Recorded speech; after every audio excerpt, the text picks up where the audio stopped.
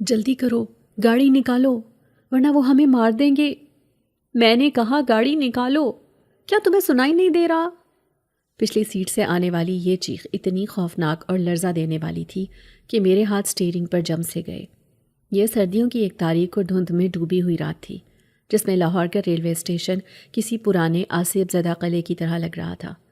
میں ساحل ہوں، ایک عام سا ٹیکسی ڈرائیور جس کی دنیا میں رنگوں کا کوئی وجود نہیں ہے۔ مجھے ایکرومیٹوپسیا نامی بیماری ہے، جس کی وجہ سے مجھے یہ رنگین دنیا صرف بلیک اینڈ وائٹ نظر آتی ہے۔ میرے لیے لال گلاب اور ہرا پتا دونوں ہی گرے شیڈز کا حصہ ہیں۔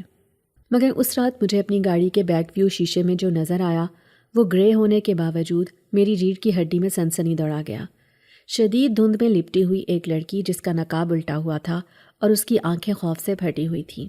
مگر اس سے پہلے کہ میں اس سے کچھ پوچھتا یا کرایہ طے کرتا، اچانک دائیں جانب سے ایک سیاہ ویگو ڈالا نمودار ہوا جس کی ہیڈ لائٹس نے میری آنکھوں کو چندھیا دیا، اور اس میں سے دو لمبے تڑنگے مسلح آدمی باہر نکلے جو شاید اسی لڑکی کی تلاش میں تھے۔ لڑکی نے دوبارہ چیخ کر کہا، خدا کے لیے گاڑی بھگاؤ، یہ لوگ شیطان ہیں، یہ مجھے نہیں چھوڑیں گے۔ میں نے ایک لمحہ ضائع کیے بغیر اپنی پیلی مہران کا گیئر لگایا اور ایکسیلیٹر دبا دیا۔ گاڑی ٹائروں کی چیخ کے ساتھ آگے بڑھی تو پیچھے سے فائرنگ کی آواز آئی جس نے سنسان سڑک کا سکوت توڑ دیا۔ گولی میری گاڑی کے بمپر کو چھو کر گزری تھی اور میں سمجھ گیا کہ معاملہ عام سواری کا نہیں ہے بلکہ موت میرے سر پر منڈلا رہی ہے۔ گاڑی اسٹیشن سے نکل کر لکشمی چوک کی جانب بھاگ رہی تھی اور میرا دل پسلیوں سے باہر آنے کو بے تاب تھا۔ میں شیشے میں بار بار پیچھے دیکھ رہا تھا جہاں وہ بڑی گاڑی ہمارے تعاقب میں تھی۔ دھند اتنی گہری تھی کہ ہاتھ کو ہاتھ سجائی نہیں دے رہا تھا، مگر میں اندرون لاہور کا پلا بڑھا تھا۔ مجھے ان راستوں کے چپے چپے کی خبر تھی۔ پچھلی سیٹ پر بیٹھی وہ لڑکی مسلسل پیچھے مڑ کر دیکھ رہی تھی اور اس کے منہ سے عجیب و غریب الفاظ نکل رہے تھے جو شاید اردو کے نہیں تھے۔ وہ کہہ رہی تھی کہ سیٹھ جہانگیر کو میری منی نہیں ملے گی، چاہے میری جان ہی کیوں نہ چلی جائے۔ میں 1000 سال تک اس امانت کی حفاظت کرتی آئی ہوں اور آج ایک حوث پرست انسان کے آگے ہار نہیں مانوں گی۔ مجھے اس کی باتیں کسی دیوانی کی بڑبڑاہٹ لگ رہی تھی، کیونکہ سیٹھ جہانگیر کا نام لاہور کے بڑے اسمگلروں اور بدنام زمانہ امیروں میں آتا تھا، اور یہ لڑکی حلیے سے کسی بڑے گھرانے کی مفرور لگ رہی تھی۔ میں نے گاڑی کو ایک تنگ گلی میں موڑا تو لڑکی اچانک چیخی کہ رکو مت، وہ ٹریکرز کے ذریعے میرے پیچھے آ رہے ہیں، تم بس گاڑی چلاتے رہو۔ میں نے گھبرا کر پوچھا کہ باجی یہ کون لوگ ہیں اور آپ نے ایسا کیا چرا لیا ہے کہ وہ گولیاں چلا رہے ہیں؟ اس نے غصے سے میری طرف دیکھا اور کہا، ڈرائیور اپنی حد میں رہو اور وہی کرو جو میں کہہ رہی ہوں، ورنہ میں تمہاری گاڑی سمیت تمہیں راکھ کر دوں گی۔ اس کا لہجہ اتنا باروب اور شاہانہ تھا کہ میں سہم گیا۔ یہ لہجہ کسی عام لڑکی کا نہیں ہو سکتا تھا، اس میں صدیوں پرانی کرختگی اور ایک عجیب سی طاقت تھی۔ میں نے سپیڈ مزید بڑھا دی، مگر میرا ذہن الجھنوں کا شکار تھا کہ آخر میں کس مصیبت میں پھنس گیا ہوں۔ اچانک لڑکی نے دیکھا کہ وہ گاڑی ہمارے بالکل قریب پہنچ چکی ہے اور اس میں سے ایک آدمی نے کھڑکی سے باہر نکل کر بندوق ہماری طرف تان لی ہے۔ لڑکی نے فوراً کہا کہ میری طرف دیکھو، ڈرائیور میری آنکھوں میں دیکھو۔ میں نے لاشعوری طور پر شیشے میں اس کی طرف دیکھا۔ اس نے اپنا چہرہ آگے کیا اور اس کی آنکھوں میں ایک عجیب سی کیفیت تھی۔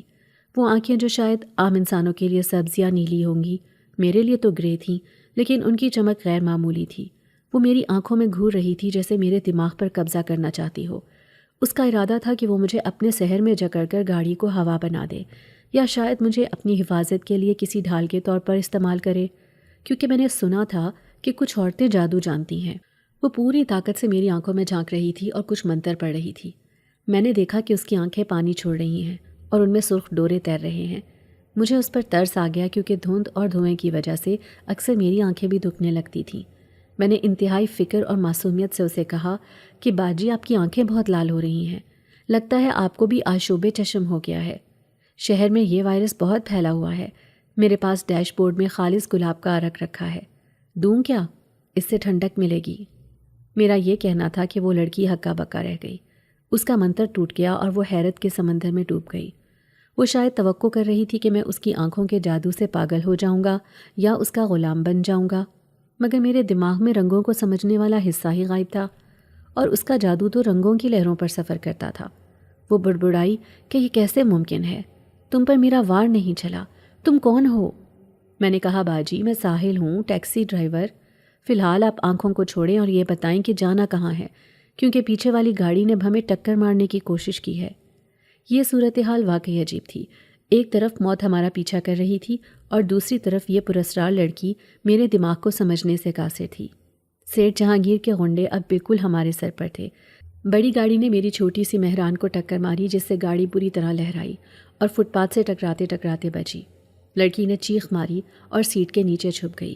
میں نے فیصلہ کر لیا کہ اب سیدھے راستے پر بھاگنے کا کوئی فائدہ نہیں ہے، کیونکہ مہران ان کی ویگو کا مقابلہ نہیں کر سکتی۔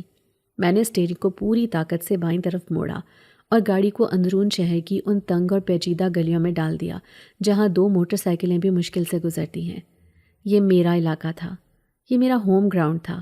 یہاں کی ٹیڑھی میڑھی گلیاں، اچانک آتے موڑ اور لٹکتے ہوئے بجلی کے تار میرے لیے جانے پہچانے تھے، لیکن ان امیر زادوں اور ان کی بڑی گاڑیوں کے لیے یہ بھول بھلیاں تھیں۔ میں نے دیکھا کہ وہ بڑی گاڑی موڑ کاٹتے ہوئے پھنس گئی ہے اور اس کا سائز اس کے لیے وبال جان بن گیا ہے۔ میں نے گلیوں کے جال میں گاڑی کو سانپ کی طرح دوڑایا، کبھی دائیں کبھی بائیں، یہاں تک کہ وہ بڑی گاڑی نظروں سے اوجھل ہو گئی۔ جب مجھے یقین ہو گیا کہ ہم ان کی پہنچ سے دور نکل آئے ہیں تو میں نے گاڑی کی رفتار کم کی۔ میرا سانس پھولا ہوا تھا اور ہاتھوں میں پسینہ تھا۔ میں نے پیچھے مڑ کر دیکھا تو وہ لڑکی ابھی تک سیٹ کے نیچے ڈری سہمی بیٹھی تھی۔ میں نے کہا، باجی باہر آ جائیں، وہ لوگ پیچھے رہ گئے ہیں اب۔ وہ آہستہ سے اٹھی اور اس نے کھڑکی سے باہر جھانک کر دیکھا۔ اس کے چہرے پر خوف کی جگہ اب حیرت اور سکون تھا۔ اس نے مجھ سے پوچھا کہ تم نے یہ کیسے کیا؟ میں نے مسکرا کر کہا کہ باجی، یہ پرانے لاہور کی گلیاں ہیں، یہاں گوگل میپ نہیں چلتا، یہاں صرف تجربہ چلتا ہے۔ لیکن اب مسئلہ یہ ہے کہ آپ جائیں گی کہاں؟ اس وقت رات کے 3 بج رہے ہیں اور مجھے نہیں لگتا کہ آپ کے پاس کوئی محفوظ ٹھکانہ ہے۔ لڑکی خاموش ہو گئی۔ اس نے اپنی جیبیں ٹٹولیں اور پھر پریشانی سے بولی کہ میرا پرس اور فون بھی شاید اسی بھگدڑ میں گر گیا ہے یا چوری ہو گیا ہے۔ میں ٹھٹا کی رہنے والی ہوں اور یہاں لاہور میں میرا کوئی نہیں ہے سوائے ان دشمنوں کے جو میری جان کے در پہ ہیں۔ اس سے بتایا کہ وہ زرنش ہے اور ایک خاندانی مسئلے کی وجہ سے گھر سے بھاگی ہوئی ہے، لیکن اس کا جھوٹ بہت کمزور تھا۔ اس کا حلیہ، اس کے کپڑوں کی تراش خراش اور وہ عجیب سی قدیم خوشبو جو اس کے وجود سے آ رہی تھی، وہ کسی عام ماڈرن لڑکی کی نہیں تھی۔ وہ بار بار اپنے گلے میں موجود ایک لاکٹ کو مٹھی میں دبا لیتی تھی، جیسے وہی اس کی کل کائنات ہو۔ میں ایک غریب ٹیکسی ڈرائیور ضرور تھا، مگر بے حس نہیں تھا۔ میں اسے اس حال میں سڑک پر نہیں چھوڑ سکتا تھا جہاں سیٹھ کے درندے اسے ڈھونڈ رہے ہوں۔ میں نے کچھ سوچ کر کہا کہ دیکھیں باجی، اگر آپ کو اعتراض نہ ہو تو میرا کوارٹر قریب ہی ہے، وہ ایک غریب بستی ہے، وہاں کوئی آپ کو ڈھونڈنے نہیں آئے گا۔ میں اکیلا رہتا ہوں، آپ جب تک چاہیں وہاں رہ سکتی ہیں، صبح ہوتے ہی آپ اپنے کسی رشتہ دار سے رابطہ کر لیجئے گا۔ زرنش نے پہلے تو شک کی نگاہ سے مجھے دیکھا، جیسے جانچ رہی ہو کہ میں بھی دشمنوں کا اعلیٰ کار تو نہیں، مگر پھر شاید میری آشوب چشم والی بات اور میری سادگی نے اسے قائل کر لیا، یا شاید اس کے پاس کوئی دوسرا راستہ نہیں تھا۔ اس نے اس بات میں سر ہلا دیا۔ میں نے گاڑی کو اپنے محلے کی طرف موڑ لیا جہاں کچی سڑکیں اور کھلے نالے ہمارا استقبال کر رہے تھے۔ میرا کوارٹر ایک پرانی عمارت کی چھت پر بنا ہوا تھا، جہاں تک پہنچنے کے لیے تنگ سیڑھیاں چڑھنی پڑتی تھیں۔ کمرہ چھوٹا تھا اور سامان کے نام پر ایک چارپائی، ایک میز اور کونے میں پڑا ایک پرانا چولہا تھا۔ دیواروں کا پلستر جھڑ چکا تھا اور فرش پر جگہ جگہ دراڑیں تھیں۔ زرنش کمرے میں داخل ہوئی تو اس نے ناک پر رومال رکھ لیا۔ شاید اسے وہاں کی بو اور ماحول پسند نہیں آیا تھا۔ وہ ایک کونے میں سمٹ کر بیٹھ گئی۔ میں نے محسوس کیا کہ وہ کانپ رہی ہے، شاید بھوک اور تھکن کی وجہ سے۔ میں نے جلدی سے چولہا جلایا اور کیتلی اوپر رکھی۔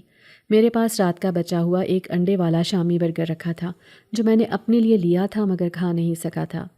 میں نے وہ برگر اور گرم چائے کا ایک کپ ٹرے میں رکھا اور زرنش کے سامنے رکھ دیا۔ میں نے کہا، باجی کھا لیں، آپ کو بھوک لگی ہوگی۔ زرنش نے برگر کو ایسے دیکھا جیسے وہ کوئی خلائی مخلوق ہو۔ اس نے چائے کے کپ کو بھی عجیب نظروں سے گھورا اور بولی، یہ کیا ہے؟ مجھے یہ سب نہیں چاہیے، مجھے تو دودھ چاہیے، وہ بھی کچے مٹی کے برتن میں اور ٹھنڈا۔ اس کی یہ فرمائش سن کر میں اپنی ہنسی ضبط نہ کر سکا۔ میں نے کہا، باجی آپ کون سی دنیا میں رہتی ہیں؟ یہ لاہور ہے، یہاں خالص دودھ تو بھینس کے تھن سے بھی نہیں نکلتا، اس میں بھی پانی ملا ہوتا ہے، اور کچے برتن کا دور تو کب کا گزر گیا، یہاں تو شاپرز میں دودھ ملتا ہے۔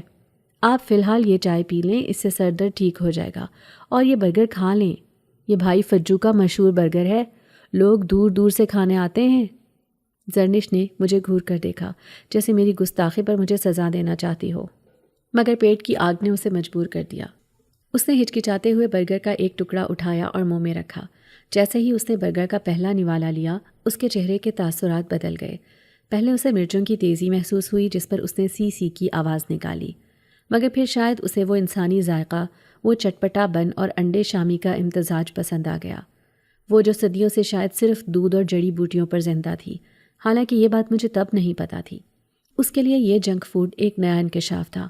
وہ خاموشی سے پورا برگر کھا گئی اور پھر چائے کا گھونٹ بھرا۔ اس کے چہرے پر اب وہ وحشت نہیں تھی بلکہ ایک معصومیت تھی جو مجھے حیران کر رہی تھی۔ کھانے کے بعد وہ قدرے پرسکون ہو گئی۔ میں نے اسے کہا کہ باجی آپ یہیں چارپائی پر آرام کریں، میں باہر برآمدے میں سو جاؤں گا۔ زرنش نے مجھے روک کر پوچھا کہ تم نے میری آنکھوں میں دیکھا تھا، تمہیں کچھ محسوس نہیں ہوا؟ میں نے کہا ہاں باجی، میں نے بتایا تو تھا کہ سرخی تھی، شاید نیند پوری نہ ہونے کی وجہ سے، یا انفیکشن ہے۔ اس نے حیرت سے سر ہلایا اور زیر لب کچھ کہا جو مجھے سنائی دیا۔ خدا کا شکر ہے کہ اس دنیا میں کوئی تو ہے جس کے اندر کا آئینہ اتنا صاف ہے کہ اسے میری حقیقت نظر نہیں آئی، ورنہ میرا راز کھل جاتا۔ میں سمجھا نہیں کہ وہ کیا کہہ رہی ہے، مگر میں نے اتنا ضرور کہا کہ باجی آپ فکر نہ کریں، یہاں آپ محفوظ ہیں، سیٹھ جہانگیر کے آدمی یہاں نہیں آ سکتے۔ لیکن میں غلط تھا۔ مجھے نہیں معلوم تھا کہ زرنش کوئی عام لڑکی نہیں بلکہ ٹھٹا کے قدیم قبرستانوں کی وہ نایاب ناگن ہے جس کے جسم کی حرارت کو ٹریس کرنے کے لیے سیٹھ کے پاس جدید ٹیکنالوجی موجود ہے، اور سب سے بڑھ کر یہ کہ وہ صرف اپنی جان نہیں بچا رہی بلکہ اپنی نسل بچانے کے لیے کسی ایسے انسان کی تلاش میں تھی جو لالچ سے پاک ہو، اور شاید قدرت نے اسے میرے دروازے پر اسی لیے لا کھڑا کیا تھا۔ ابھی ہم باتیں کر ہی رہے تھے کہ گلی میں کتوں کے بھونکنے کی آوازیں تیز ہو گئیں اور دور سے گاڑیوں کے ٹائروں کی آواز سنائی دی۔ زرنش ایک جھٹکے سے کھڑی ہو گئی اور اس کی آنکھوں میں وہی خوف دوبارہ لوٹ آیا۔ اس نے میرا بازو پکڑ کر کہا کہ وہ آ گئے ہیں، وہ مجھے سونگھتے ہوئے آ گئے ہیں، ساحل مجھے چھپا لو، اگر انہوں نے مجھے پکڑ لیا تو وہ میری مینی نکال لیں گے اور میں ہمیشہ کے لیے مر جاؤں گی۔ اس کے ہاتھ برف کی طرح ٹھنڈے تھے اور اس کی پکڑ میں اتنی طاقت تھی کہ میرا بازو درد کرنے لگا۔ میں نے کھڑکی سے نیچے جھانکا تو گلی کے نکڑ پر وہی کالی ویگو کھڑی تھی اور اس کے ساتھ 2 اور گاڑیاں تھیں۔ سیٹھ جہانگیر خود وہاں موجود تھا۔ اس کے ہاتھ میں ایک عجیب سا میٹر تھا جس کی سوئی مسلسل ہماری عمارت کی طرف اشارہ کر رہی تھی۔ یہ منظر دیکھ کر میرے بھی ہوش اڑ گئے۔ میں ایک معمولی ٹیکسی ڈرائیور تھا جس کا واسطہ کبھی تھانے کچہری سے بھی نہیں پڑا تھا، اور آج میں شہر کے سب سے بڑے مافیا کے نشانے پر تھا۔ میں نے زرنش کی طرف دیکھا جو اب دیوار کے ساتھ لگی کھڑی تھی اور اس کی رنگت زرد پڑ چکی تھی۔ میں نے فیصلہ کر لیا کہ چاہے کچھ بھی ہو، میں اس نہتی لڑکی کو ان درندوں کے حوالے نہیں کروں گا۔ میں نے کہا کہ باجی اوپر چھت سے 7 والی چھت پر جانے کا راستہ ہے، ہم وہاں سے نکلیں گے، مگر زرنش نے نفی میں سر ہلا دیا۔ اس نے کہا کہ نہیں، اب بھاگنے کا وقت نہیں ہے، اب مقابلہ کرنا پڑے گا۔ اور پھر میں نے دیکھا کہ اس کے جسم میں ایک لرزہ طاری ہوا، اس کی جلد پر عجیب سے ابھار نمودار ہونے لگے جیسے وہ اپنی انسانی کھال کے اندر بے چین ہو۔ مجھے تب احساس ہوا کہ یہ کہانی اتنی سادہ نہیں ہے جتنی میں سمجھ رہا ہوں، لیکن سوال یہ تھا کہ کیا میں، ایک بلیک اینڈ وائٹ دنیا کا باسی، اس رنگین اور خطرناک دنیا کا مقابلہ کر پاؤں گا؟ سیٹھ کے قدموں کی چاپ سیڑھیوں پر سنائی دینے لگی تھی اور دروازے پر ایک زوردار دستک نے میری سوچوں کا سلسلہ منقطع کر دیا۔ یہ دستک میرے دل پر کسی ہتھوڑے کی طرح لگی تھی، اور باہر سے سیٹھ جہانگیر کے آدمیوں کی گالیاں اور دھمکیاں اس بات کا اعلان تھیں کہ اب ہمارے پاس وقت ختم ہو چکا ہے۔ میں نے ایک لمحے کے لیے زرنش کی طرف دیکھا جو دیوار کے ساتھ لگی کھڑی تھی، اور اس کے چہرے پر خوف کے ساتھ ساتھ ایک عجیب سی وحشیانہ کیفیت طاری تھی، جیسے وہ ابھی اس بند کمرے میں کوئی طوفان برپا کر دے گی۔ میں نے فوراً فیصلہ کیا اور اس کا ہاتھ پکڑ کر کھینچا اور کہا کہ باجی ہوش میں آئیں، اب دروازہ کھولنے یا مقابلہ کرنے کا وقت نہیں ہے، یہ لوگ تعداد میں زیادہ ہیں اور مسلح ہیں۔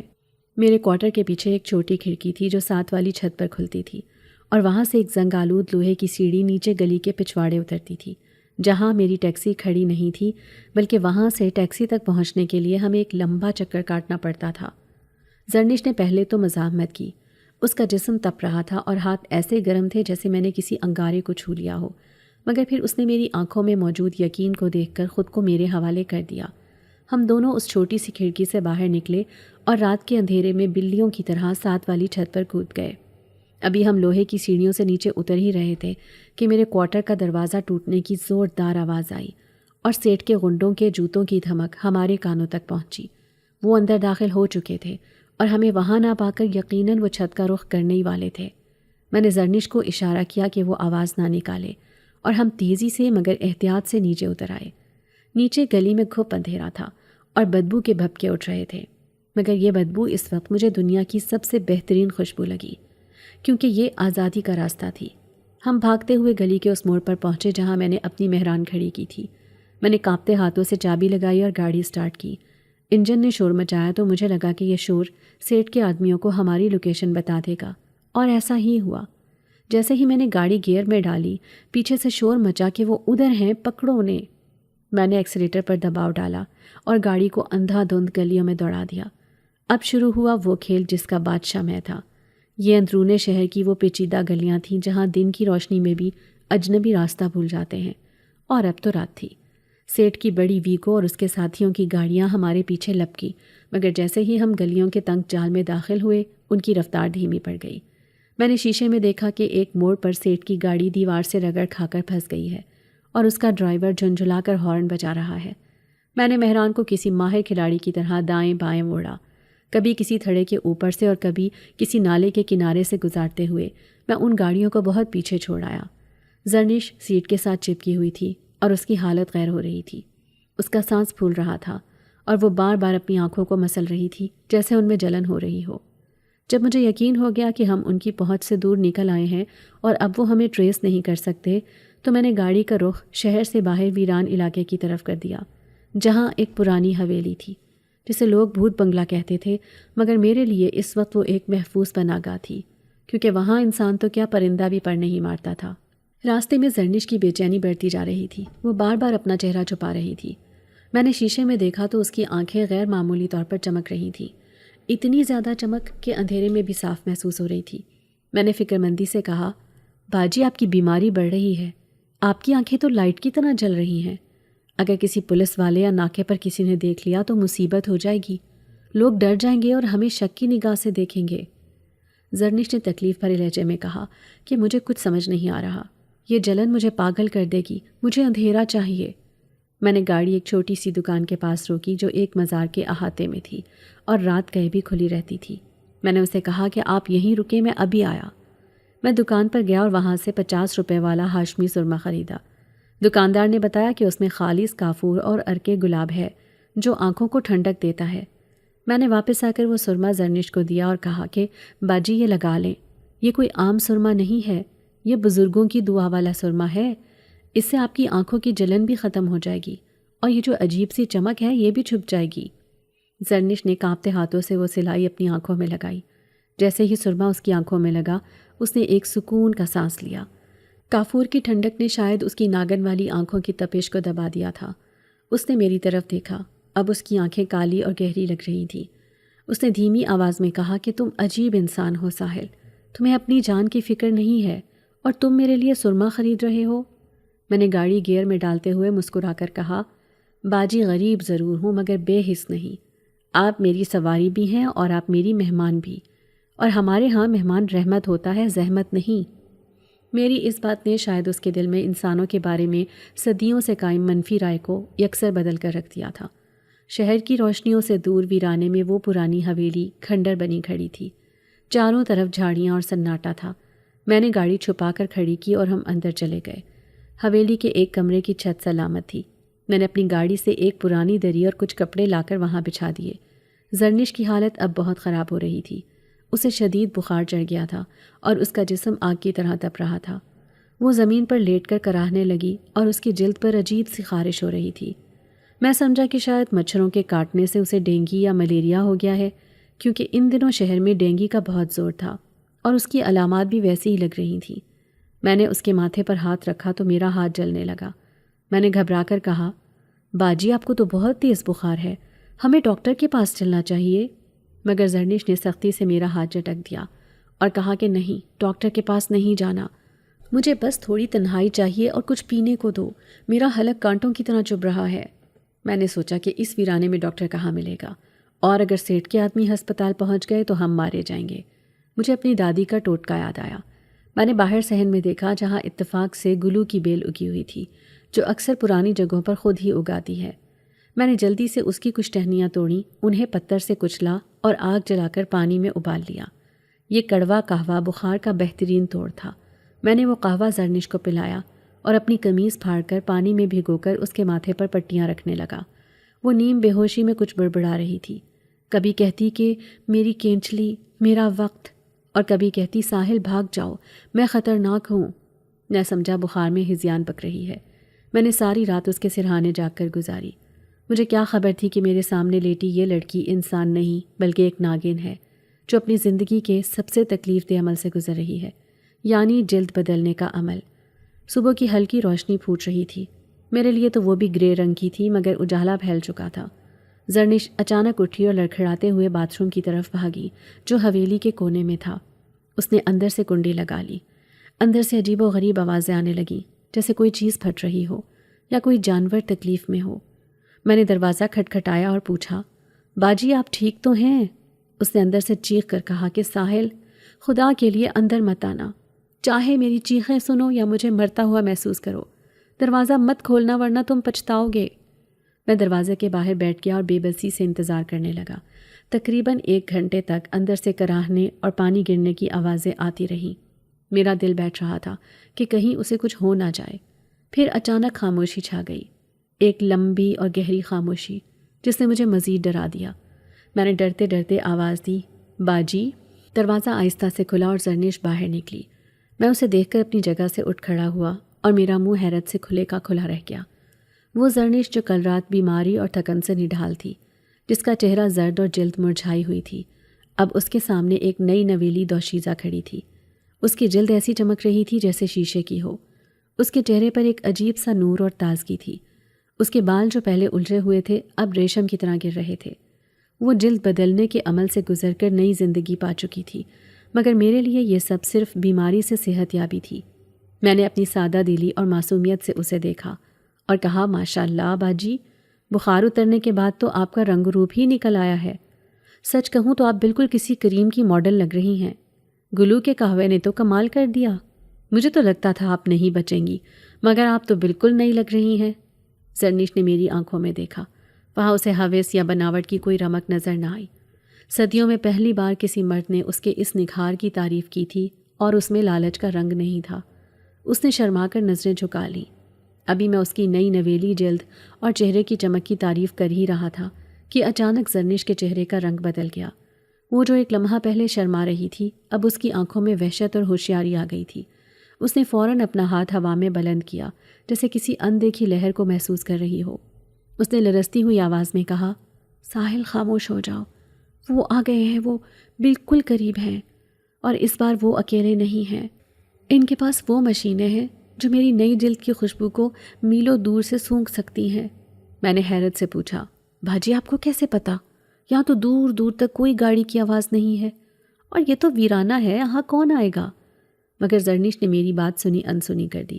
اس نے کہا کہ ساحل، اب وقت آ گیا ہے کہ میں تمہیں سچ بتا دوں، اس سے پہلے کہ تم میری وجہ سے اپنی جان سے ہاتھ دھو بیٹھو۔ تمہیں یہ جاننا ہوگا کہ تم جس لڑکی کو پچھلے 2 پہر سے بچاتے پھر رہے ہو، وہ دراصل کون ہے؟ میں نے کہا، باجی یہ وقت ان باتوں کا نہیں ہے، اگر وہ آ گئے ہیں تو ہمیں یہاں سے نکلنا چاہیے، میری ٹیکسی پچھواڑے کھڑی ہے۔ مگر زرنش نے میرا راستہ روک لیا۔ اس کی آنکھوں کی پتلیوں نے عجیب سی شکل اختیار کر لی تھی جو لمبوتری تھی، بالکل کسی بلی یا سانپ جیسی۔ اس نے کہا، نہیں ساحل، اب بھاگنے کا فائدہ نہیں ہے، وہ اس حویلی کو گھیر چکے ہیں، تم جاؤ اپنی جان بچاؤ، کیونکہ جب وہ مجھے دیکھیں گے تو شاید مجھے مار دیں یا قید کر لیں، لیکن جو میرے ساتھ ہوگا وہ لازمی مارا جائے گا۔ میں نے ضد کرتے ہوئے کہا، میں آپ کو اکیلا نہیں چھوڑوں گا۔ زرنش نے غصے اور بے بسی سے چیخ کر کہا، تم سمجھتے کیوں نہیں؟ میں انسان نہیں ہوں ساحل، میں ایک بلا ہوں، ایک ناگن ہوں، میں 1000 سالہ ناگن۔ اس کے منہ سے یہ الفاظ نکلے تو مجھے لگا شاید بخار نے اس کے دماغ پر اثر کر دیا ہے۔ میں نے ہنس کر کہا، بھاجی کیا بچوں والی باتیں کر رہی ہیں، بھلا انسان بھی کبھی سانپ بن سکتے ہیں؟ یہ صرف فلموں میں ہوتا ہے۔ میری اس بے یقینی نے شاید اسے طیش دلا دیا تھا، یا شاید وہ مجھے ڈرا کر بھگانا چاہتی تھی تاکہ میں محفوظ رہوں۔ اس نے کہا، تمہیں یقین نہیں آتا تو دیکھو اپنی آنکھوں سے۔ اور پھر میری آنکھوں کے سامنے وہ منظر گزرا جس نے میرے ہوش اڑا دیے۔ مگر عجیب بات یہ تھی کہ میرا خوف ویسا نہیں تھا جیسا ہونا چاہیے تھا۔ زرنش پیچھے ہٹی اور اس کا جسم بل کھانے لگا۔ اس کی ہڈیاں چٹکنے کی آوازیں آئیں اور دیکھتے ہی دیکھتے وہ خوبصورت لڑکی زمین پر گر گئی اور اس کا جسم لمبا ہوتا چلا گیا۔ اس کے بازو اور ٹانگیں غائب ہو گئیں اور اس کی جگہ ایک موٹی لمبی اور خوفناک دم نے لے لی۔ اس کا چہرہ جو ابھی پھولوں جیسا تھا اب چپٹا اور زہریلا ہو گیا تھا۔ وہ ایک بہت بڑا سانپ بن چکی تھی جو کمرے کی چھت کو چھو رہا تھا۔ اس کا پھن اتنا چوڑا تھا کہ اس پر ایک انسان آرام سے بیٹھ سکے۔ وہ پھنکار رہی تھی اور اس کی زبان تیزی سے باہر اندر ہو رہی تھی۔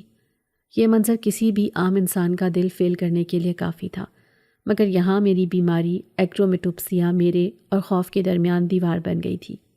عام انسان اس سانپ کے چمکدار سبز رنگ، اس کی سرخ آنکھوں اور زہریلی پیلی لکیروں کو دیکھ کر دہشت زدہ ہوتا، مگر میرے لیے وہ سب گرے تھا۔ ایک بہت بڑا گرے رنگ کا سانپ جو مجھے کسی بڑے پائپ یا درخت کے تنے جیسا لگ رہا تھا۔ اس میں وہ رنگوں کی دہشت نہیں تھی جو انسانی دماغ کو معوف کر دیتی ہے۔ وہ ناگن میرے سامنے پھن پھیلائے کھڑی تھی اور شاید توقع کر رہی تھی کہ میں چیختا ہوا وہاں سے بھاگ جاؤں گا یا بے ہوش ہو جاؤں گا، مگر میں وہیں کھڑا رہا۔ میں حیران ضرور تھا مگر خوف زدہ نہیں۔ ناگر نے دیکھا کہ میں بھاگ نہیں رہا تو وہ آہستہ آہستہ واپس سکڑنے لگی اور چند لمحوں میں وہ دوبارہ زرنش کی انسانی شکل میں واپس آ گئی۔ وہ ہانپ رہی تھی اور پسینے میں شرابور تھی۔ اس نے حیرت سے پوچھا، تم ڈرے نہیں ساحل؟ تم نے ایک ناگن کو اپنے سامنے دیکھا اور تم اپنی جگہ سے ہلے تک نہیں۔ کیا تم پتھر کے ہو؟ میں نے ایک لمبی سانس لی اور دیوار کا سہارا لیتے ہوئے نیچے بیٹھ گیا۔ میں نے اداسی سے اس کی طرف دیکھا اور کہا، زرنش، میں نے زندگی میں کبھی رنگ نہیں دیکھے۔ مجھے نہیں پتا کہ زہر کا رنگ کیسا ہوتا ہے یا خطرے کا نشان کیسا ہوتا ہے۔ میرے لیے شیر ہو یا سانپ، پھول ہو یا آگ، سب گرے ہیں۔ مجھے صرف تمہارا لہجہ سمجھ آتا ہے اور تمہاری خوشبو محسوس ہوتی ہے۔ سچ کہوں تو جب تم سانپ بنی تھی نا، تمہاری آنکھوں میں تب بھی وہی خوف اور بے بسی تھی جو اس ٹیکسی میں بیٹھتے وقت تھی۔ تم میرے لیے تب بھی ایک ڈری ہوئی مسافر تھی اور اب بھی ہو۔ میری یہ بات سن کر زرنش سکتے میں آ گئی۔ اس کی آنکھوں میں آنسو آ گئے۔ اس نے کہا کہ میں 1000 سال سے بھٹک رہی ہوں۔ میں نے انسانوں کی آنکھوں میں صرف 2 چیزیں دیکھی ہیں، یا تو خوف یا پھر میری مینی حاصل کرنے کا لالچ۔ یہ پہلی بار ہے کہ کوئی انسان مجھے دیکھ رہا ہے اور اسے مجھ سے گھن نہیں آ رہی۔ اس نے جان لیا کہ یہی وہ انسان ہے جس کی تلاش اسے صدیوں سے تھی، جس کے دل میں کھوٹ نہیں ہے، مگر افسوس کہ یہ انکشاف بہت دیر سے ہوا تھا، کیونکہ باہر سے لاؤڈ اسپیکر پر سیٹھ جہانگیر کی آواز گونجی تھی، زرنش بی بی باہر آ جاؤ، ہم جانتے ہیں تم اندر ہو، تمہاری نئی جلد کی مہک نے ہمیں راستہ دکھا دیا ہے، اب کوئی ڈرامہ نہیں چلے گا۔ سیٹھ کی آواز میں فتح کا غرور تھا۔ زرنش کانپ اٹھی۔ میں نے کھڑکی کی درز سے باہر جھانکا تو میرے پیروں تلے زمین نکل گئی۔ حویلی کو چاروں طرف سے درجنوں مسلح آدمیوں نے گھیر رکھا تھا۔ بڑی بڑی گاڑیاں اور جیپیں کھڑی تھیں اور ان کے ہاتھوں میں جدید ترین ہتھیار تھے۔ سیٹھ جہانگیر اپنی جیپ کے بونٹ پر بیٹھا سگار پی رہا تھا۔ اس نے دوبارہ اعلان کیا کہ اگر تم باہر خود نہ آئیں اور وہ منی میرے حوالے نہ کی تو ہم اس کھنڈر کو آگ لگا دیں گے، اور تم جانتی ہو کہ ایک سانپ آگ کی تپش برداشت نہیں کر سکتا۔ زرنش نے میرا ہاتھ پکڑ لیا اور کہا کہ ساحل، تم باہر نکل جاؤ، انہیں بتا دو کہ تم صرف ایک ڈرائیور ہو، وہ تمہیں چھوڑ دیں گے۔ میں نے اس کا ہاتھ مضبوطی سے تھام لیا اور کہا کہ اب واپسی کا کوئی راستہ نہیں ہے، اب جو ہوگا ساتھ ہوگا۔ میں نے کمرے کا دروازہ بند کرنے کی کوشش کی مگر تبھی باہر ایک زوردار دھماکہ ہوا۔ سیٹھ کے آدمیوں نے حویلی کے ارد گرد پیٹرول ہم پر پھینکنا شروع کر دیے تھے۔ سوکھی جھاڑیوں اور پرانی لکڑیوں نے فوراً آگ پکڑ لی۔ دھواں تیزی سے کمرے میں بھرنے لگا۔ گرمی کی شدت بڑھ گئی۔ ناگن فطری طور پر آگ سے ڈرتی ہے۔ زرنش کی حالت غیر ہونے لگی۔ وہ کھانسنے لگی اور اس کا دم گھٹنے لگا۔ اس نے کہا کہ مجھے باہر نکلنا ہوگا ساحل، یہ آگ مجھے مار دے گی، میرا دم گھٹ رہا ہے۔ آگ کے شعلے اب کھڑکیوں سے نظر آ رہے تھے اور حویلی کی چھت سے لکڑیاں جل کر گرنا شروع ہو گئی تھی۔ ہمارے پاس کوئی چارہ نہیں تھا۔ میں نے اپنی قمیض اتار کر زرنش کے منہ پر رکھی تاکہ دھواں اس کے پھیپھڑوں میں نہ جائے، اور ہم دونوں ایک دوسرے کا سہارا بنے باہر صحن کی طرف بھاگے۔ باہر کا منظر قیامت سے کم نہیں تھا۔ ہر طرف آگ اور دھواں تھا۔ جیسے ہی ہم صحن میں پہنچے، سیٹھ کے آدمیوں نے ہمیں دیکھ لیا۔ سیٹھ جہانگیر نے زور سے کہا لگایا اور کہا، شکار جال میں آ گیا۔ اس نے اپنے آدمیوں کو اشارہ کیا۔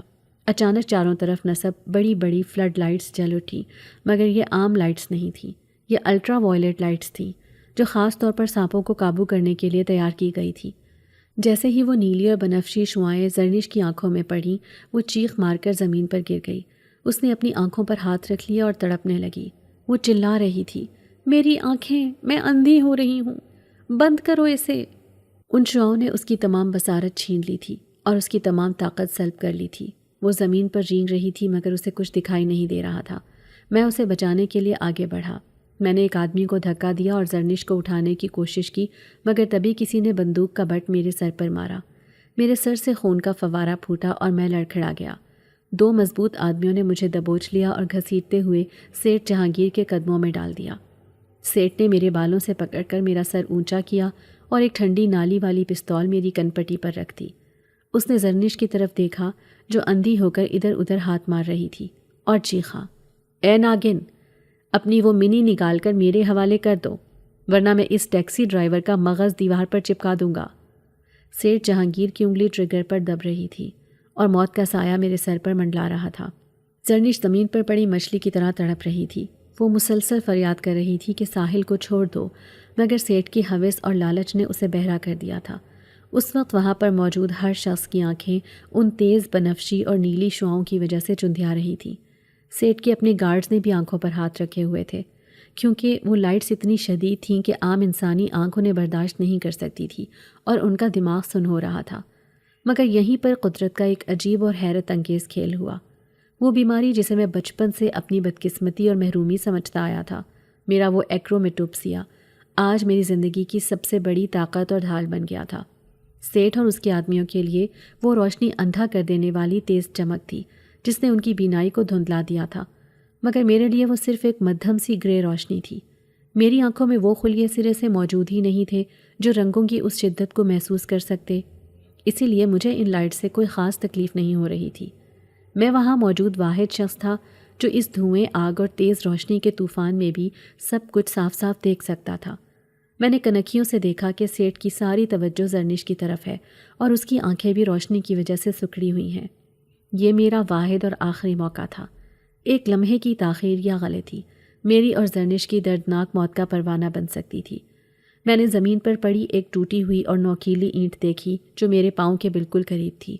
میں نے دل ہی دل میں اللہ کا نام لیا اور پوری طاقت سے اپنا سر پیچھے کی طرف جھٹکا جو سیدھا سیٹھ کے جبڑے پر لگا۔ وہ اس اچانک اور غیر متوقع حملے کے لیے تیار نہیں تھا۔ وہ لڑکھڑایا اور اس کی گرفت ڈھیلی پڑ گئی۔ میں نے بجلی کی تیزی سے نیچے جھک کر وہ اینٹ اٹھائی اور پوری حیوانی طاقت سے اس کے ہاتھ پر دے ماری جس میں پستول تھی۔ ہڈی ٹوٹنے کی کرخت آواز کے ساتھ پستول اس کے ہاتھ سے گر گئی۔ سیٹھ درد سے بلبلا اٹھا اور پیچھے گرا۔ میں نے چیخ کر کہا کہ زرنش بھاگو، یہاں سے نکلو، مگر زرنش نے بھاگنے کی بجائے آواز کی سمت میں اپنا رخ موڑا۔ اگرچہ وہ دیکھ نہیں سکتی تھی مگر سانپ کی چھٹی حس اور اپنے دشمن کی موجودگی کا احساس اسے راستہ دکھا رہا تھا۔ سیٹھ زمین پر گرتے ہی سنبھلا اور اس نے اپنی دوسری جیب سے ایک تیز دھار خنجر نکال لیا۔ وہ زخمی بھیڑیے کی طرح پاگل ہو کر میری طرف لپکا۔ میں نہتتا تھا اور وہ ایک وحشی درندہ۔ اس نے خنجر میرے پیٹ میں گھونپنے کی کوشش کی۔ میں نے اس کا ہاتھ تو روک لیا مگر اسی کشمکش اور چھینا جھپٹی میں ایک گولی چلنے کی آواز آئی۔ یہ گولی سیٹھ کے کسی خوفزدہ گارڈ نے چلائی تھی یا سیٹھ کی گری ہوئی بندوق سے خود بخود چل گئی تھی، مجھے نہیں معلوم۔ بس اتنا محسوس ہوا جیسے کسی نے میرے سینے میں جلتا ہوا انگارہ رکھ دیا ہو۔ ایک شدید جلن اور درد کی لہر میرے پورے جسم میں پھیل گئی۔ میری ٹانگوں نے جواب دے دیا اور میں گھٹنوں کے بل گر پڑا۔ گرم خون تیزی سے میرے سینے سے بہہ رہا تھا اور میری نظر دھندلانے لگی تھی۔ سیٹھ نے ایک ظالمانہ کہکہا لگایا اور مجھے ٹھوکر مار کر پرے گرایا۔ وہ دوبارہ زرنش کی طرف بڑھا اور گرجا، اب تم نہیں بچ سکتی ناگن، اب تمہارا کھیل ختم۔ مگر اس بار وہ غلط تھا۔ زرنش کو میرے گرنے کی آواز اور میرے خون کی مخصوص بو نے پاگل کر دیا تھا۔ اس نے اپنے دونوں ہاتھ زمین پر مارے اور ایک خوفناک چیخ ماری جو انسانی نہیں تھی۔ اس کا جسم ہوا میں اچھلا اور وہ سیدھی سیٹھ جہانگیر کے اوپر جا گری۔ اس نے اپنی انگلیاں سیٹھ کے بالوں میں گاڑ دیں اور اپنا منہ کھول کر پوری طاقت سے اس کی گردن پر ڈس لیا۔ یہ ایک 1000 سالہ ناگن کا قہر تھا اور اس میں صدیوں کا غصہ شامل تھا۔ اس کا زہر اتنا شدید تھا کہ سیٹھ کو چیخنے کا موقع ہی نہیں ملا۔ اس کا جسم اکڑ گیا، منہ سے جھاگ نکلنے لگی اور وہ چند ہی سیکنڈز میں نیلا پڑ کر وہیں ڈھیر ہو گیا۔ باقی گارڈز یہ منظر دیکھ کر دہشت زدہ ہو گئے اور اپنی جان بچانے کے لیے وہاں سے بھاگ کھڑے ہوئے کیونکہ ان کا لیڈر مر چکا تھا اور سامنے ایک ایسی بلا تھی جو موت بانٹ رہی تھی۔ زرنش نے سیٹھ کی لاش کو نفرت سے پرے دھکیلا اور گھسٹتے ہوئے میرے پاس آئی۔ اس کی آنکھوں سے ابھی بھی پانی بہہ رہا تھا اور وہ کچھ دیکھ نہیں پا رہی تھی، مگر اس نے ٹٹول کر میرا چہرہ چھوا۔ میرے سینے سے نکلتے ہوئے خون نے اس کے ہاتھوں کو بھگو دیا۔ اس نے تڑپ کر پکارا، ساحل، ساحل، آنکھیں کھولو۔ اس کی آواز میں ایسی تڑپ اور درد تھا جو میرا دل چیر رہا تھا۔ میں نے بمشکل بوجھل پلکیں کھولی۔ مجھے ہر طرف اندھیرا چھاتا ہوا محسوس ہو رہا تھا۔ میں نے ٹوٹتی ہوئی سانسوں کے ساتھ کہا، زرنش، تم ٹھیک ہو نا؟ جاؤ، یہاں سے چلی جاؤ، اپنی جان بچاؤ، میری فکر مت کرو۔ زرنش نے روتے ہوئے نفی میں سر ہلایا اور کہا، نہیں، میں تمہیں مرنے نہیں دوں گی۔ تم وہ واحد انسان ہو جس نے مجھے انسان سمجھا۔ تم نے اپنی جان پر کھیل کر میری عزت بچائی ہے۔ میں تمہیں ایسے نہیں جانے دوں گی، چاہے اس کے لیے مجھے اپنی ہستی مٹانی پڑے۔ میرا جسم ٹھنڈا ہو رہا تھا اور مجھے موت کی آہٹ بہت قریب سنائی دے رہی تھی۔ زرنش نے اچانک ایک فیصلہ کیا، ایک ایسا مشکل فیصلہ جو اس کی صدیوں کی زندگی کو بدلنے والا تھا۔ اس نے اپنا کانپتا ہوا ہاتھ اپنی پیشانی پر رکھا اور کچھ عجیب سے قدیم الفاظ پڑھے۔ اس کے ماتھے کی جلد پھٹی اور وہاں سے ایک سبز رنگ کی چمکدار منی باہر نکل آئی۔ یہ وہ منی تھی جس میں اس کی 1000 سالہ زندگی، اس کی جوانی اور اس کی تمام جادوئی طاقتیں قید تھیں۔ یہ اس کی روح کا مرکز تھی۔ اس نے آسمان کی طرف منہ کیا اور روتے ہوئے اللہ سے دعا مانگی۔ ایک انتہائی جذباتی اور روحانی لمحہ تھا۔ ایک ایسی مخلوق جو صدیوں سے اپنی طاقت پر ناز کرتی تھی، آج ایک معمولی انسان کی زندگی کے لیے اپنی ہر شے قربان کر رہی تھی۔ اس نے کہا، اے کائنات کے مالک، اگر میری 1000 سالہ عبادت اور میری نیت سچی ہے تو آج میری قربانی قبول کر لے۔ اس نے وہ قیمتی منی اپنی ہتھیلی پر رکھی اور دوسرے ہاتھ سے اسے کچل دیا۔ منی کے ٹوٹتے ہی ایک تیز روشنی ہوئی، جیسے کوئی ستارہ زمین پر ٹوٹا ہو۔ اس نے وہ چمکتا ہوا ہیرے کا سفوف میرے گہرے زخم پر رکھا اور اپنا منہ میرے منہ کے قریب لائی۔ اس نے اپنے جسم کا زہر جو اب اس قربانی اور دعا کی وجہ سے تریاک بن چکا تھا، میرے ہونٹوں میں انڈیل دیا۔ مجھے لگا جیسے کسی نے میرے خشک حلق میں زندگی کا آب حیات انڈیل دیا ہو۔ ایک عجیب سی راحت اور ٹھنڈک میرے جسم میں اترتی چلی گئی۔ درد ختم ہونے لگا اور میری آنکھیں بوجھل ہونے لگیں۔ آخری چیز جو میں نے دیکھی وہ زرنش کا دھندلاتا ہوا چہرہ تھا، اور پھر مکمل تاریکی چھا گئی۔ پتہ نہیں کتنا وقت گزرا، شاید گھنٹے یا شاید دن۔ جب مجھے ہوش آیا تو میں ایک نرم اور آرام دہ بستر پر تھا۔ ناک میں دوائیوں کی مخصوص بو آ رہی تھی اور کہیں دور مشینوں کی بیپ بیپ کی آوازیں تھیں۔ میں نے آہستہ آہستہ اپنی پلکیں کھولیں۔ میری نظر سامنے والی کھڑکی پر پڑی جہاں ایک پردہ لٹک رہا تھا۔ میں نے اسے دیکھا اور میری آنکھیں پھٹی کی پھٹی رہ گئیں۔ وہ نیلا تھا، ہاں نیلا، ایک گہرا چمکدار اور خوبصورت نیلا رنگ۔ میں ہکا بکا رہ گیا۔ میں نے آنکھیں ملیں اور دوبارہ دیکھا، وہ رنگ وہیں تھا۔ پھر میری نظر سائڈ ٹیبل پر پڑے گلدستے پر گئی۔ سرخ گلاب اور سبز پتے۔ میرے منہ سے بے اختیار ایک آہ نکلی، خدایا یہ کیا معجزہ ہے! مجھے رنگ نظر آ رہے تھے۔ وہ دنیا جو کل تک میرے لیے صرف اداس اور بلیک اینڈ وائٹ تھی، اب قوس قزح بنی ہوئی تھی۔ منی کے اثر نے نہ صرف میرے جان لیوا زخم بھر دیے تھے بلکہ میری جینیاتی بیماری کو بھی جڑ سے ختم کر دیا تھا۔ یہ ایک نئی زندگی تھی، ایک رنگین زندگی۔ میں نے فوراً اپنے ہاتھوں سے ڈرپ نوچی اور بستر سے اٹھ کھڑا ہوا۔ مجھے اپنی جان سے زیادہ زرنش کی فکر تھی۔ میں ننگے پاؤں کوریڈور کی طرف بھاگا۔ ہسپتال کا عملہ مجھے روکنے کی کوشش کر رہا تھا مگر میں کسی کی نہیں سن رہا تھا۔ میں باہر نکلا تو کوریڈور کے آخر میں بینچ پر ایک لڑکی بیٹھی تھی۔ اس کے ہاتھ میں تسبیح تھی اور وہ سر جھکائے بیٹھی تھی۔ میں رک گیا۔ کیا یہ زرنش تھی؟ اس نے سادہ سی شلوار قمیض پہن رکھی تھی، سر پر دوپٹہ تھا اور چہرے پر وہ طلسماتی چمک نہیں تھی۔ میں دھڑکتے دل کے ساتھ اس کے قریب گیا۔ اس نے آہٹ پا کر سر اٹھایا اور مجھے دیکھا۔ میں وہ لمحہ کبھی نہیں بھول سکتا تھا۔ وہ سبز اور پر اسرار آنکھیں جو مردوں کو پتھر کا کر دیتی تھیں اب غائب تھیں۔ ان کی جگہ گہری سیاہ، اداس اور بے حد انسانی آنکھیں تھیں۔ اس کے چہرے سے وہ مافوق الفطرت حسن غائب ہو چکا تھا اور اب وہاں ایک تھکی ہوئی، کمزور مگر معصوم عام لڑکی کا چہرہ تھا۔ اس نے مجھے اپنے پیروں پر کھڑا دیکھ کر سکون کا سانس لیا اور مسکرائی، مگر اس مسکراہٹ میں ایک پوشیدہ درد تھا۔ وہ آہستہ سے کھڑی ہوئی اور سر جھکا لیا۔ میں اب ناگن نہیں رہی ساحل، اس نے دھیمی آواز میں کہا۔ میں نے تمہیں بچانے کے لیے اپنی منی قربان کر دی۔ اب میں ایک عام انسان بن گئی ہوں۔ میرے پاس نہ وہ دولت ہے اور نہ طاقت، نہ ہی وہ حسن جو دنیا کو دیوانہ بنا دے۔ اب میں بوڑھی بھی ہوں گی اور ایک دن مر بھی جاؤں گی، میں تمہارے کسی کام کی نہیں ہوں، میں تو اب خود پر بوجھ ہوں۔ ساحل تم اپنی زندگی جیو، مجھے بھول جاؤ۔ وہ مڑ کر جانے لگی تو میں نے آگے بڑھ کر اس کا ہاتھ تھام لیا۔ یہ پہلی بار تھا کہ میں نے اس کا ہاتھ تھاما تو مجھے خوف نہیں بلکہ اپنائیت محسوس ہوئی۔ میں نے اس کا چہرہ اپنی طرف موڑا اور غور سے اسے دیکھا۔ میں نے کہا، تم کہتی ہو تم عام ہو زرنش؟ زرنش، مجھے اس وقت پوری دنیا رنگین نظر آ رہی ہے۔ یہ دیواریں، یہ کپڑے، یہ آسمان، سب رنگین ہے، لیکن قسم ہے اس خدا کی جس نے مجھے یہ بینائی دی ہے، سب سے پیارا رنگ تمہاری ان کالی آنکھوں کا ہے جن میں مجھے اپنا عکس نظر آ رہا ہے۔ تم نے میرے لیے اپنی ہمیشگی چھوڑ دی تو کیا میں تمہارے لیے اپنی فانی زندگی نہیں دے سکتا؟ تم تب بھی میرے لیے خاص تھیں جب تم ناگن تھی، اور آج بھی ہو جب تم صرف زرنش ہو، میری زرنش۔ میں نے ہنس کر ماحول کو ہلکا کرنے کے لیے کہا، بس ایک مسئلہ ہے۔ زرنش نے سوالیہ نظروں سے مجھے دیکھا۔ میں نے کہا، اب تم مجھے ٹیکسی میں بیٹھی سواریوں کو سموہن کر کے کرایہ بڑھانے میں مدد نہیں کر سکو گی، اب گزارا اسی میٹر پر کرنا ہوگا۔ میری بات سن کر زرنش کے چہرے پر کھلکھلاہٹ آ گئی۔ وہ ہنس پڑی اور اس کی ہنسی میں زندگی کی کھنک تھی۔ اس نے میرا ہاتھ مضبوطی سے تھام لیا اور ہم دونوں ہسپتال کے اس طویل کوریڈور سے باہر روشنی کی طرف نکل گئے۔ یہ ایک نئی شروعات تھی جہاں جادو نہیں تھا، مگر محبت کا ایک لازوال افسانہ ضرور تھا۔ وقت تیزی سے گزر گیا۔ آج اس واقعے کو 3 سال بیت چکے ہیں۔ وہ مینی جس کے ذرات زرنش کے کپڑوں پر رہ گئے تھے، انہیں بیچ کر میں نے ایک چھوٹا سا گھر اور نئی کلٹس گاڑی لے لی ہے۔ میری آنکھیں اب دنیا کے ہر رنگ کو دیکھتی ہیں، مگر میرا پسندیدہ رنگ زرنش کی آنکھیں ہی ہیں۔